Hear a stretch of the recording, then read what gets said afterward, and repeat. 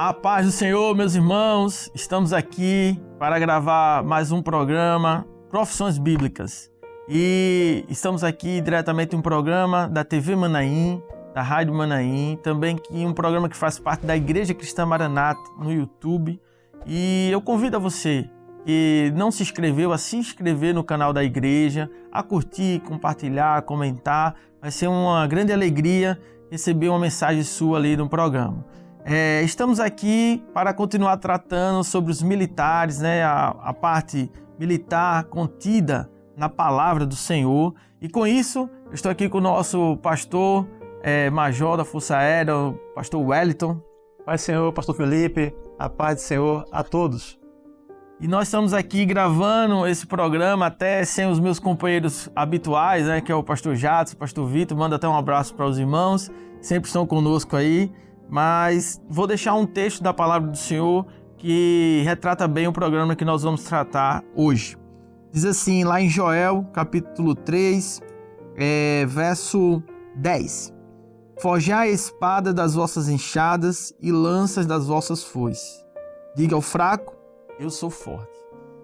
Aqui, pastor Wellington, ele está tratando, né, o momento ali em Israel em que havia uma escassez de ferreiro, uma escassez de pessoas hábeis a trabalhar, que para o militar é de extrema importância você ter as armas.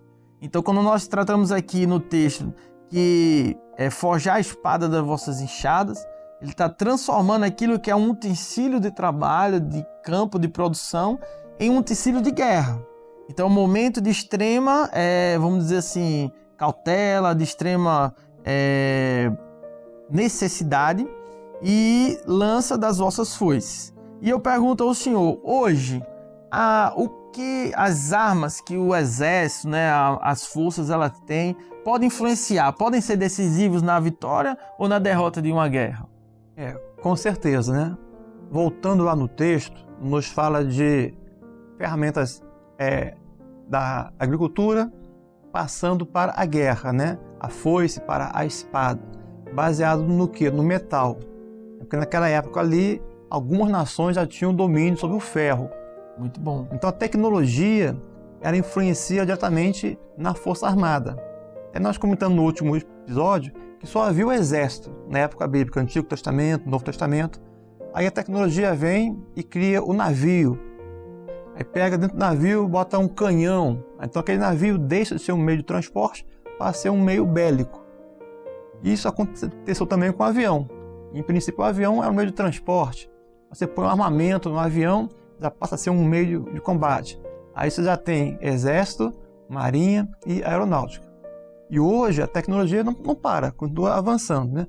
Alguns países, como os Estados Unidos, eles já têm a força espacial. Voltando aqui um pouquinho, no caso do Brasil, o avião foi criado em 1906, né? Primeiro voo do 14 bis. E logo, a pouco tempo depois, os Estados Unidos tinham a força aérea. E entraram na Segunda Guerra. E o Brasil criou a sua força aérea em 1942, bem recente, menos de 100 anos. Então criou-se uma força aérea. Mas hoje, os Estados Unidos eles já têm a sua força espacial, que é um grupo de militares que utilizam foguetes, satélites para fazer guerra. E o Brasil também. O Brasil, poucas pessoas sabem, né? Como é que surgiu a Força Aérea? O nosso exército tinha alguns aviões. Nossa marinha tinha também alguns aviões. Mas viu-se a necessidade de criar uma Força Aérea. Então os primeiros pilotos da Força Aérea brasileira, eles vieram dos pilotos da Força Militar, da aviação militar, que se chamava, e da aviação naval. Esses dois militares, né, vieram e formaram a Força Aérea. E vem até hoje. Mas hoje também, já há poucos anos, eu tive a oportunidade de trabalhar em Brasília, quando o nosso Comando de Defesa Aérea passou a ser um Comando de Defesa Aeroespacial. Porque nós passamos a ter também, aqui no Brasil, o uso de alguns satélites na defesa. Então hoje nós temos lá em Brasília um grupo de militares que cuida da defesa, não aérea apenas, mas defesa aeroespacial. Muito interessante o que o pastor comentou, né? Você utilizar o espaço para nos proteger. Mas se a gente voltar um pouquinho, pastor, lá na época ali bíblica, né, no tempo antigo, a gente tinha as armaduras também que serviam para proteger o corpo a corpo, né? Então o pastor colocou muito bem aí sobre essa questão. Quando você ia à guerra, você também tinha preocupação de proteger. Isso, ela evoluiu, pastor Wellington, exatamente em que nação assim o senhor lembra? Foi mais ou menos os gregos, os romanos, que trouxeram ali já os conceitos de escudos, de proteção das pessoas que estavam ali no campo de batalha. Os romanos, eles já tinham um exército muito bem organizado, eles tinham táticas de guerra, muita coisa do exército romano foi herança passando para outros exércitos, né? Então as nações já tinham toda essa capacidade do uso disso, mas durante séculos houve pouco avanço. Você vai no tempo do Senhor Jesus, né? Qual era a arma ali? Era a espada, era o escudo. Você vai na época medieval, lá 1200, 1300, 1400 anos, né? O que mudou foi quase nada. Surgiram a marinha de guerra ali, as nações de Portugal, Espanha, eram duas grandes potências navais, né? Mas assim, não mudou muita coisa. A espada, o escudo, permanece nisso ali, né? Mas no último século, com o avanço da tecnologia, isso muda completamente. Aí muitos outros fatores entraram nesse cenário. E até uma chave dessa mudança poderia ser assim, pastor, a criação da pólvora ali foi os chineses? Sim, isso é antigo, o uso da pólvora, né? O uso da pólvora, isso, os canhões. Os canhões e tal. Isso. Que foi vamos dizer assim, a mudança completamente da tecnologia, porque deixou de ser aquele embate mais homem a homem, né? Com a faca e foice.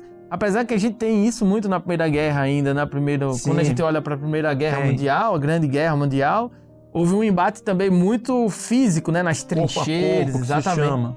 Se fazia as trincheiras, né? Você não tinha... Mas já a partir da Segunda Guerra a gente já percebe que há uma evolução, né, dos materiais para as batalhas e temos fé aí que não vai haver, até o Senhor voltar, uma grande guerra novamente, né? Mas isso aí é até um aspecto profético. Né? Você vê desde a época do Senhor Jesus, passando por toda a Idade Média, pouca coisa mudou. Mas a Primeira Guerra foi em 1914, 18, né? E começa a mudar um pouquinho. Foi agora um pouco mais de 100 anos. Né? E por que nesses últimos 100 anos a tecnologia, inclusive militar, evoluiu tanto?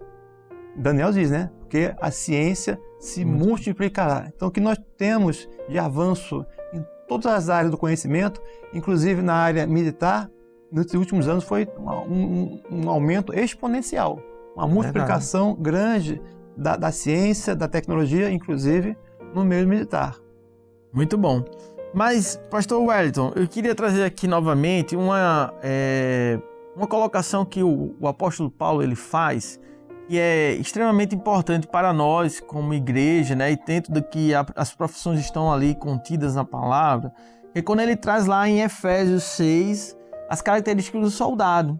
E eu queria perguntar ao senhor aqui, para a gente tentar correlacionar isso, um paralelo profético, qual a importância realmente dessas armaduras, porque claro, ele deixa no texto ali muito explícito, mas que a gente tem que reforçar isso, né? Não canso-me de dizer as mesmas coisas. Isso é segurança para vós, né? Então eu acho que é importante a gente ressaltar para o nosso amigo que está ali, entender um pouquinho que Deus também tem as suas armaduras e que isso tem um sentido profético para as nossas vidas. Nós temos que entender que a palavra de Deus ela é divinamente inspirada. Então o Espírito Santo nos ensina e nos inspira. Ele não dita exatamente o que falar. Então aí dá uma inspiração. Ele inspira conforme o conhecimento daquele escritor. O autor, ele é único, é Deus, o autor da palavra. E pelo seu Espírito Santo, ele inspira homens que são os escritores. Então, Paulo, quando ele escreve em Efésios 6, 10 em diante, a armadura de Deus, ele está usando o quê? A sua experiência. Paulo era cidadão romano, Paulo ficou muito tempo sob ali a tutela do governo romano, que ele era um prisioneiro ali. Eu sou prisioneiro em Cristo. Em Cristo. Né? Então havia soldados ali que faziam a guarda, né, de Paulo. E com certeza Paulo via a armadura daqueles soldados. E o Espírito Santo o inspirou, observando aquela armadura, a mostrar como que o servo de Deus também precisa usar uma armadura espiritual. Então esse texto de Efésios é riquíssimo em detalhes.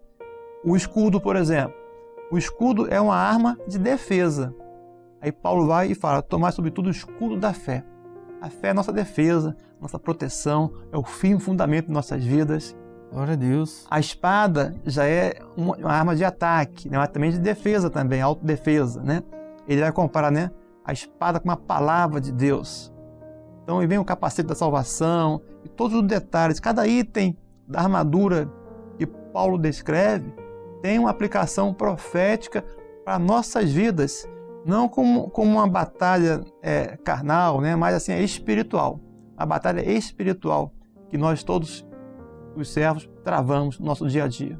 E é muito bom, né, o pastor falando aqui, eu fui lendo algumas partes aqui, porque ele se preocupa com todas as partes vitais, né? Quando você fala da couraça da justiça, né?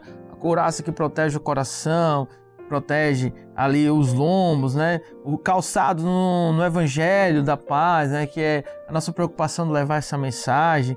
Mas e tudo, ele fala assim, vigiando nisso com toda a perseverança no Espírito, né? É estar perseverante na presença do Senhor para que tudo isso possa funcionar, né, pastor Wellington? Porque se você tem um capacete, mas se o ataque vem na couraça e você não está com a couraça, você também desfalece. É importante ter todas as armas ali, ter toda a proteção, toda a armadura ali por completo, não é isso? Isso, e Paulo deixa muito claro, né? O verso 11 diz, revestivo de toda a armadura de Deus, para que possais estar firmes contra as astutas ciladas do adversário, né?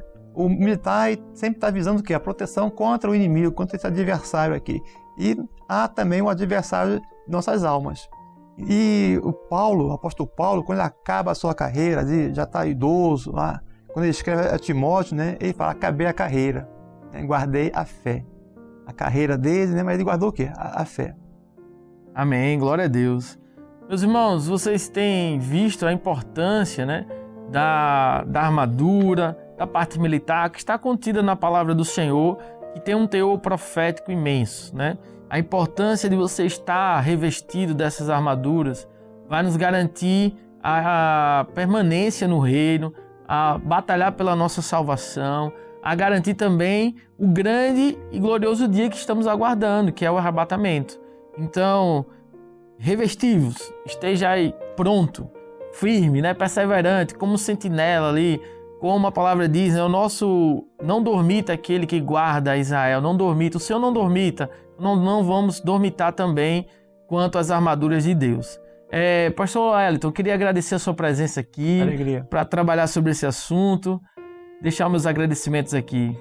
Um abraço, a paz do Senhor, pastor Felipe, a paz do Senhor a todos. A paz do Senhor, meu irmão, Deus abençoe a todos.